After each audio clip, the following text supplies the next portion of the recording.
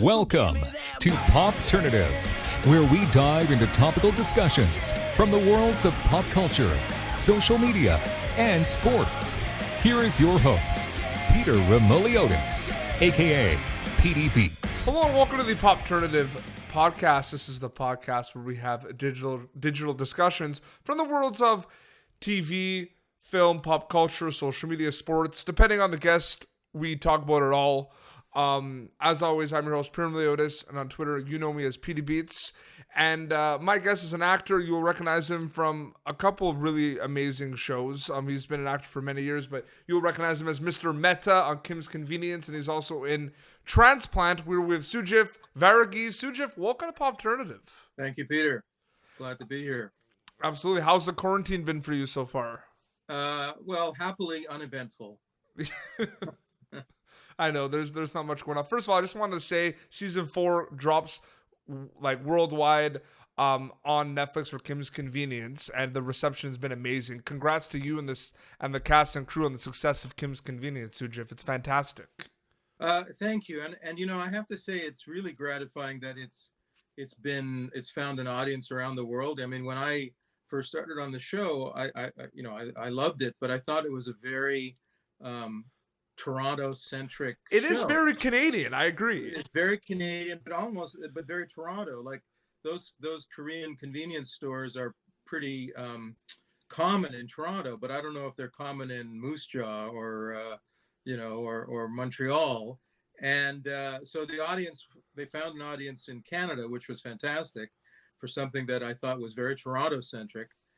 But then when it hit Netflix and found this audience in Malaysia and Australia and, all these other countries around the world, that is something that's so uniquely specific, I think, to Toronto and Canada, I just find that really amazing.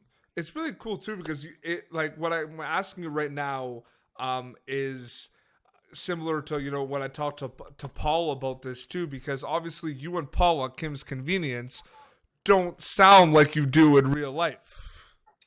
It's acting. Exactly.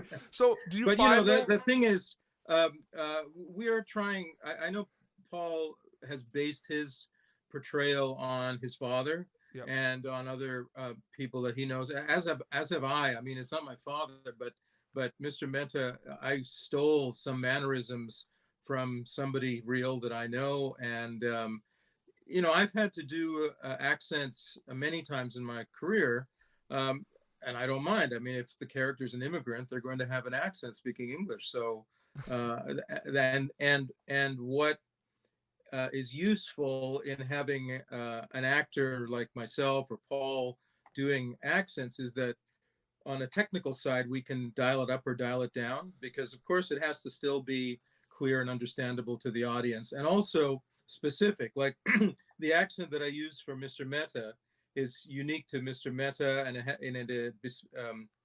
it reflects a certain background, a certain culture, a certain education.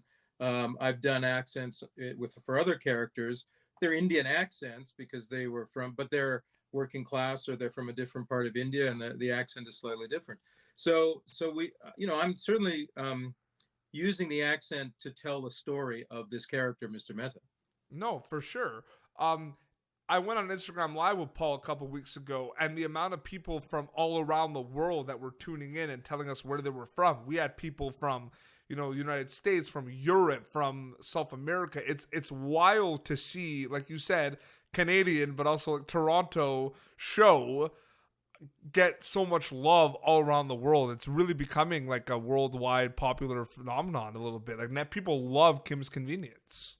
The other thing that's fantastic is that this show is the first show that I've been on in the era of social media. Mm-hmm. I recurred on a show called Little Mosque on the Prairie for several seasons before, and that was worldwide, seen in 80 countries. But I didn't know, we were just doing the show, and we knew that it was seen in other countries, but we didn't get this level of engagement that social media has given me on Kim's Convenience. So, I literally get fan tweets from people in other countries, and I reply, and it's this amazing personal audience that you're relating to, and that I've been doing this a long time, but that's unique for this show and this time in history, and I think it's amazing. No, for sure. I talked to Michael Musi about this, who played Terrence, and I want your kind of information. I want your kind of opinion on this, Sugith. Is I find, growing up in Canada, watching a lot of TV shows, specifically with, the prime time and the comedy and the drama series, growing up, there was a stigma attached to a lot of TV shows from Canada that they wouldn't get popularity, like outside of Canada, specifically in the genre of comedy right now with Kim's Convenience, Letterkenny, Schitt's Creek. Is it safe to say that stigma is completely gone? The stigma is definitely gone, and I think it's for two reasons. One, the shows are as good as any shows ever, anywhere. Yeah. We don't have to, in terms of the writing, which I always say is where our show lives. The writing is top notch. I mean, our writers, they could write for any show anywhere. They're that good, and that level of quality has. I started in this business a few decades ago, and as a writer, and I know that the level of writing has just gotten better and better over that time. And in addition to that, the quality of the production values, the Canadian shows are spending the kind of money that they never did when I started in order to achieve the polish look. So you don't have to, when I started, you could always tell a CBC drama. The writing may have been really great and the acting may have been really great, but it was always shot on 16 millimeter with, optical sound. And, you could just tell it was low budget. You can't tell anymore. The shows aren't low budget, and B, they are low budget compared to big budget American shows, but you can't tell because the quality of the stuff that we have to use now. I mean, your phone is a better camera than when I started in this business. They were using to make TV shows. For sure. Take us through two kind of moments. I want to know, Sugith, the moment where, even before all the craze, where you were working on Kim's Convenience and you knew there was something special. Was there kind of something, was there a specific table read or a specific scene or some news you got that you were like, wow, we have something special here? And then part B, Sugith, is talk a little bit about the reception since being kind of broadcasted worldwide on Netflix, Kim's Convenience, that's become globally and internationally successful. So I want to know, before all that craze happened, moments where you thought that there was something special with the writing of Kim's Convenience and the acting, and then take us through kind of now where it's become very popular on Netflix. Well, my experience in getting the part is kind of interesting in that I auditioned for a different character before the show started, which I didn't get. But he was a similar character in that he was Mr. Mehta's friend, and I didn't get that part. And then about halfway through season 1's filming, I got a call saying, look, there's this other part. We're going to show CBC your original audition. If they like that, you'll come in and do this other part. And that's what happened. The next day they said, okay, CBC liked your audition for that other guy. Come in and do this one. So I went in, and I had worked with Paul on a movie about 6 months earlier. We'd spent the night out all night doing this crazy film that most of the action was not us. So we basically spent the night improvising a whole other movie that they didn't bother filming. And so, we got to know each other and we had a good time. And so when I went in to rehearse with Paul, the chemistry was already in there. And after that rehearsal, they called and said, okay, he's coming back for 2 more episodes. I went, oh, okay. And I looked at the scripts for those 2 episodes when I got them, and I realized, oh, this is the same dialogue that the original guy I had auditioned for had. Wow. So clearly what had happened was they had rejigged things as the show started filming, and they invented this new character that I ended up playing. To answer your question, when did I realize we had something special? After we filmed that very first episode that Paul and I did, It's an episode, I think it's episode 6 of season 1, and it was an episode called Rude Kid. The producer, Yvonne Fitzon, came running out as I was leaving the set and gave me this big hug. Now, in 20 years of acting on a Canadian TV show, no producer's ever come up and given me a big hug. And so that's when I went, what just happened here? I just did my bit. So that's when I knew he was so excited by being part of the show and seeing what we had done, that I knew, well, you know, if he's into this, then maybe there's something special. But seriously, I had no idea it was going to be the big hit that it was until it aired in the first season. And then by season 2, when we started filming, I went, oh, we're on a roller coaster here.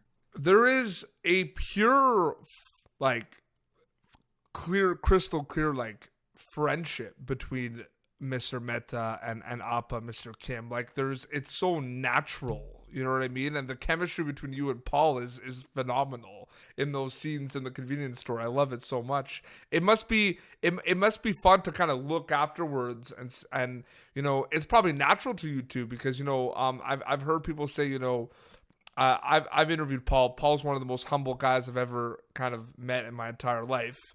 And I just hear that it's just a pleasure kind of the work with Paul on set, but I just love the chemistry you and him have, Sugith. Thank you. I mean, it's not fake. You know, I think Paul and I genuinely like each other as actors and as people. But the combination of our natural affinity for each other, plus the writing that creates all of these moments that I just love playing, and Paul, I think, loves playing.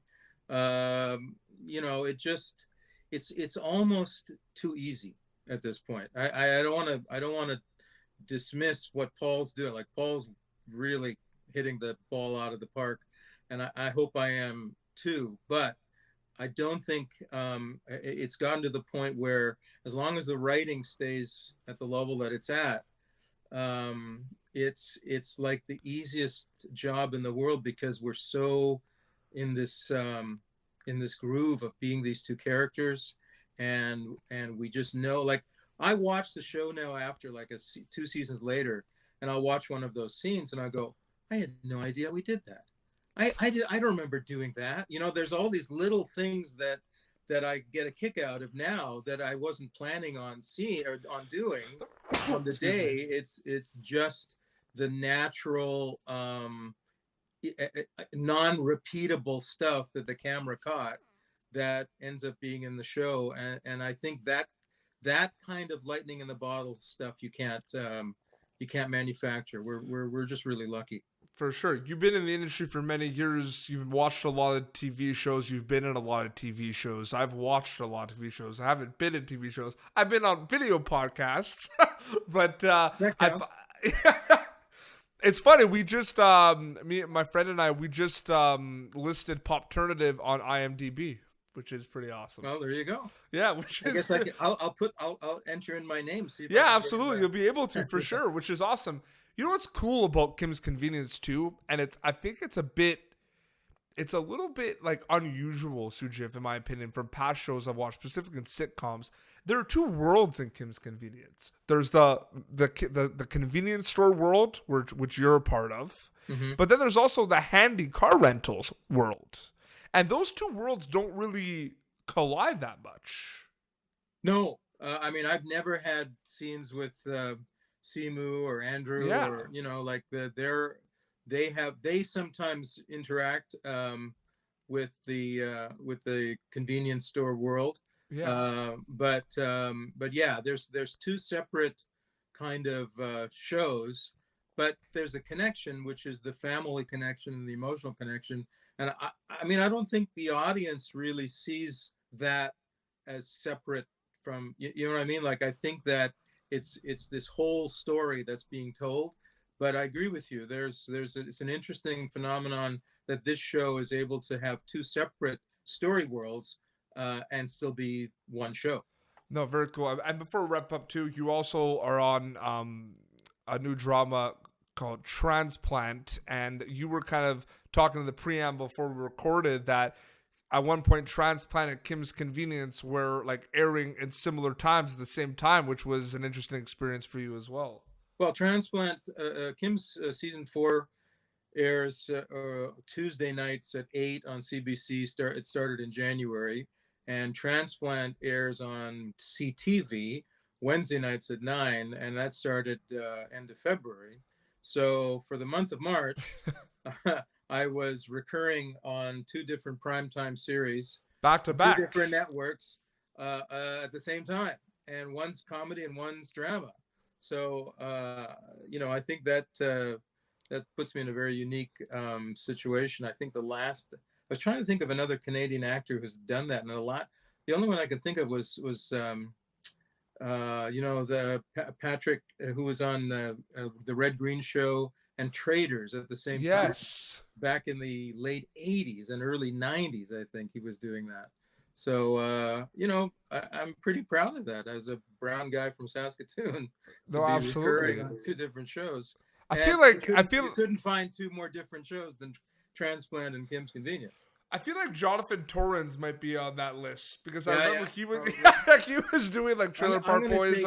I'm gonna take the first non-white. No, but like Jonathan Torrens might have been in that category. I remember one time there was like 3 or 4 shows, including Trailer Park Boys, right, that he was doing at like the same time. Well, it's kind of an actor's dream, because it really shows that it's acting. Yeah. And what I bring to Kim's is a particular character in a particular tone and style. And then for Transplant, which is a very serious hospital drama, and I am a really unlikable character on that show. Whereas I think Mr. Mehta is pretty likable on Kim's Convenience. It's been great and we were filming them at the same time. So last summer I was literally filming Kim's Convenience, and then Transplant films in Montreal. I go to Montreal and do a few scenes for Transplant, and then come back and do another Kim's Convenience, and yeah, it was fun. There's like I don't know if anyone's ever said this to you. Hopefully there's like, you bring like a swag to Mr. Mehta. He's cool. He's a cool guy. Like he's not lame. You know what I mean? He's got like a confidence to him. Do you know what I'm saying a bit, Sugith? Well, I think so. I mean, again, I think that's in the writing. I don't think I'm bringing so much as revealing, like I think that's there. And I think that's why I ended up doing the part, because it's sort of coming out of me in that way. But I think that's what makes that character so endearing, because he isn't, he isn't a stereotype in my view. As a result, like he's not this sort of very deferring kind of guy. He's like, when he walks into the store, it's like he owns the place. He helps himself to the drinks. He never pays, and and that's the way it should be. Now, by the same token, I'm sure that if Mr. Kim comes to the restaurant, he doesn't pay either. Exactly. It's true. Yeah, you'll be like mid-sentence sometimes. You just crack open a bottle of pop. It's true.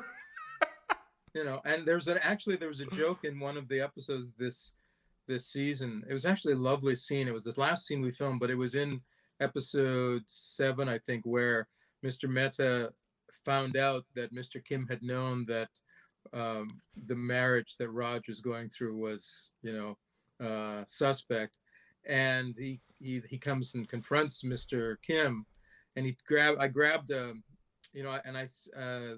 don't know what they wanted me to do, but I grabbed some nuts, and I say to Mr. Kim, "I'm not paying for these," and Mr. Kim says, "You never pay for them." And that started that scene, and it was a kind of lovely acknowledgement of who these characters are and what they mean to each other. No, absolutely. Well, Sugith, thank you so much for coming on Popternative to chat. I really appreciate it. I had a good Well, time. thanks for asking me, Peter. It's a pleasure. I enjoy talking about the shows. No, absolutely. Where could people follow you on social media to keep up to date with everything? Well, if they know how to spell my name, I'm on Twitter at Sugith Varughese and Instagram at Sugith Varughese. And I have a Facebook page that's under my name as well. Amazing. Well, thank you so much. Hope you're keeping safe during this quarantine, and congrats on the success of Kim's Convenience, Sugith. It's fantastic to see. Thanks, Peter. Stay safe. You too. Well, this has been Popternative, youtube.com/Popternative for previous episodes. And until next time, this is Sugith Varughese, aka Mr. Mehta from Kim's Convenience, and PD Beats signing off. Thank you for tuning in to Popternative. Make sure to check out our past episodes of Popternative on YouTube. Be sure to like Popternative on Facebook and follow us on Twitter. This has been an Autograph Communications production.